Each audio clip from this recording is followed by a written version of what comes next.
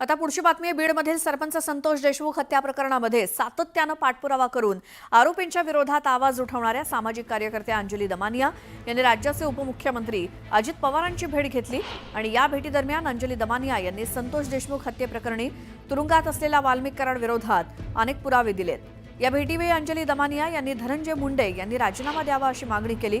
आपलं म्हणणं अजित पवारांनी ऐकून घेतलं आणि सादर केलेल्या पुराव्यांची गंभीर दखल घेत आज मुख्यमंत्र्यांसोबत चर्चा करण्याचं आश्वासन अजित पवारांनी दिल्याचं अंजली दमानिया यांनी सांगितलं। या संदर्भात अधिक माहिती आपण घेऊयात। आमच्या प्रतिनिधी प्रणाली कापसे आपल्या सोबत आहेत। प्रणाली, काल अंजली दमानियांनी अजित पवारांची भेट घेतली, काय म्हणणं आहे त्यांचं? नक्कीच धनंजय मुंडे यांच्या राजीनाम्याची मागणी करत काल अंजली दमानिया यांनी उपमुख्यमंत्री अजित पवार यांची भेट घेतली आणि त्या भेटीत नेमकं काय काय झालं, कारण काल जी माहिती आली होती ती अगदी संक्षिप्त स्वरूपात आली होती, त्यामुळे आज आपण त्यांच्याशी चर्चा करणार आहोत की कालची भेट जी होती त्या भेटीमध्ये तुम्ही कुठले कुठले महत्त्वाचे मुद्दे मांडलेत, तुम्ही अनेक महत्त्वाच्या गोष्टी आणि त्याहीपेक्षा महत्त्वाचे पुरावे, कारण अजितदादांचं हे वक्तव्य होतं की पुरावे दाखवा आणि त्यानंतर याचा विचार केला जाईल की धनंजय मुंडे यांचा राजीनामा घ्यायचा किंवा नाही। काल कोणकोणते पुरावे तुम्ही दाखवले आणि ते पुरावे बघून त्यावर अजित पवार यांची काय प्रतिक्रिया होती? कसं झालं की काल मी आधी जाऊ की नको या विचारात होते, कारण सगळ्या महाराष्ट्रालाच माहिती आहे की मी अजित पवारांच्या विरुद्ध अगदी माझा 36 आकडा आहे आणि असं असताना त्यांना जाऊन भेटणंच माझ्यासाठी खरं खूप कठीण होतं। पण हळूहळू मला असं वाटलं की नाही, हे फारच गंभीर प्रकरण आहे आणि हे सगळं जर आपल्याला पूर्ण महाराष्ट्रात बंद करायचं असेल तर याच्यावर आपल्याला कारवाई करणं गरजेचं आहे आणि ती होताना दिसत नव्हती आणि ह्यानं त्या मार्गाने कुठेतरी त्यांना पाठीशी घातलं जात होतं। खरं तर तातडीने राजीनामा घेणं भाग होतं, पण फडणवीसही घेत नव्हते आणि अजित पवार देखील घेत नव्हते। एकीकडे त्यांच्या अधिवेशनात असं म्हटले ते की म्हणजे जेव्हा सुरुवातच झाली अधिवेशनाची, नवाब मलिक म्हणाले होते की बीडच्या आणि एका जिल्ह्यातल्या प्रकरणामुळे आपल्या पक्षाचं नाव खराब होतोय, पण जोपर्यंत पुरावे नाहीत तोपर्यंत कारवाई करणार नाही असं तटकरे म्हणाले आणि अजित पवार देखील म्हणाले।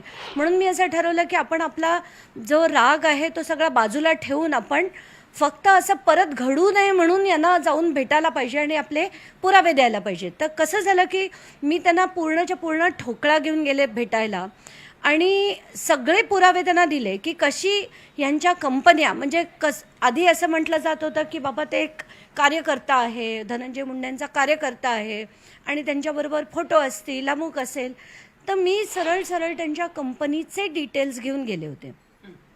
व्यंकटेश्वरा इंडस्ट्रियल सर्व्हिसेस नावाची त्यांची धनंजय मुंडे यांची कंपनी आहे। त्या कंपनीची स्थापना धनंजय मुंडे आणि राजश्री मुंडेंनी केली।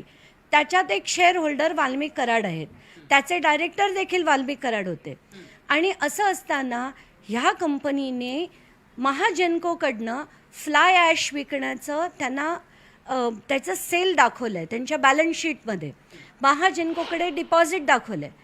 आणि खरं कसं असतं प्रणाली की कोणताही मंत्री किंवा आमदार हा स्वतःच्या फायद्या करून घेण्यासाठी कुठल्याही गव्हर्नमेंट कॉन्ट्रॅक्टमध्ये तो भाग घेऊ शकत नाही, कारण this is clearly called office of profit. आणि ऑफिस ऑफ प्रॉफिट म्हणजे काय की बाबा मंत्री असो आमदार असो तो कुठल्याही 1 रुपयाचा देखील प्रॉफिट मिळवू शकत नाही असं सुप्रीम कोर्ट म्हणालं। मग यांच्या आधीपासूनच्या ज्या बॅलन्स शीट्स मी काढल्या त्याच्यात सरळ सरळ दिसतंय की यांना लास्ट फाईल्ड बॅलन्स शीट जी त्यांची अपलोडेड आहे ROCच्या वेबसाईटवर, त्याच्यात सुद्धा सरळ दिसतंय की आज पण राजश्री मुंडे त्याच्या डायरेक्टर आहेत, आज पण धनंजय मुंडे, राजश्री मुंडे आणि वाल्मिक कराड हे त्याचे शेअर होल्डर आहेत।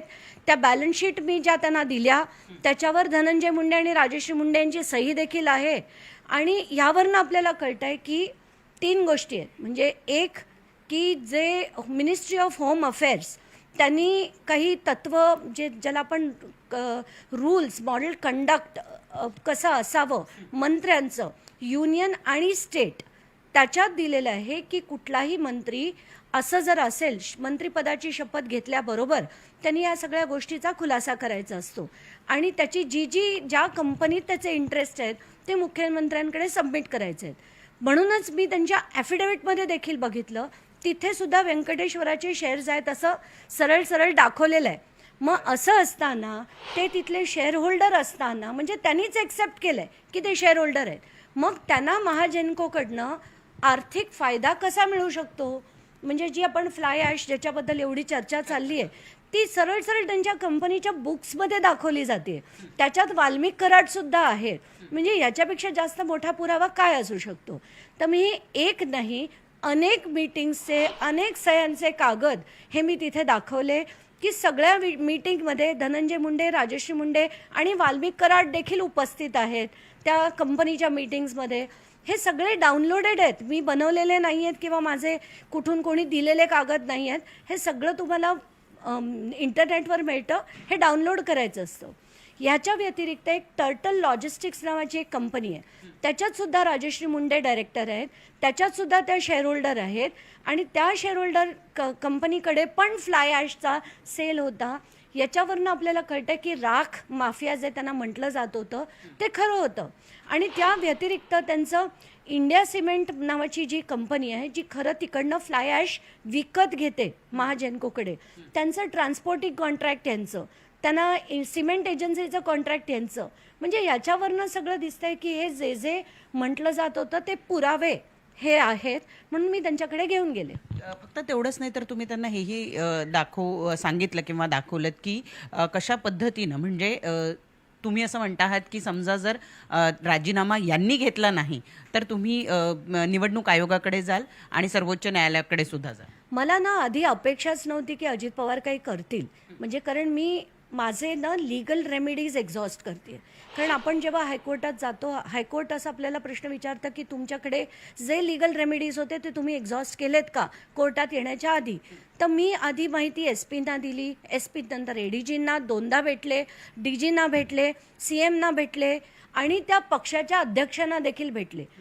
अजित पवार गटाच्या अध्यक्ष जे अजित पवार स्वतः आहेत त्यांना देखील मी जाऊन भेटले आणि ते कागद दिले.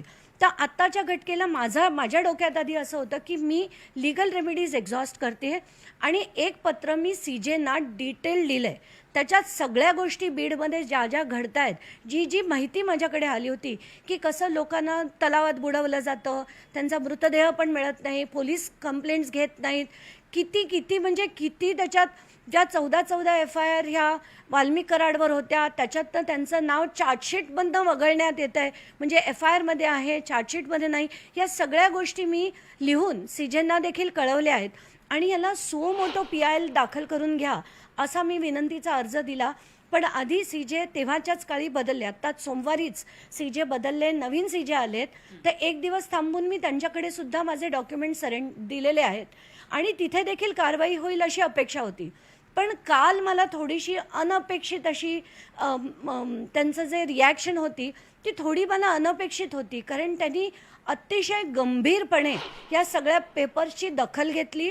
मी त्यांना अनेक फोटो दाखवले, व्हिडिओ दाखवले जे लोकांनी मला पाठवलेले आणि जे मी SP-कडे माहिती दिलेली होती ते त्यांनी जवळजवळ 30 मिनटं शांतपणे एक एक पेपर, एक एक व्हिडिओ आणि एक एक मेसेज त्यांनी बघितला, समजून घेतला आणि मला ते म्हणाले की आज आम्ही 12 वाजता मी मुख्यमंत्र्यांना भेटणार आहे आणि हे सगळे कागद मी दाखवतो बिलकुल, आणि प्रणाली. त्याच्यावर आम्ही निर्णय घेऊ काय ते. तर त्याच्यावरती अपेक्षा आहे की ते आज निर्णय घेतील. नक्की. आपण पाहतो की त्यांनी हे सगळे पुरावे दिले आणि त्या पुराव्याच्या आधारांवर अजित पवार आता धनंजय मुंडे यांचा राजीनामा घेतात का हे बघणं महत्त्वाचं ठरणार आहे.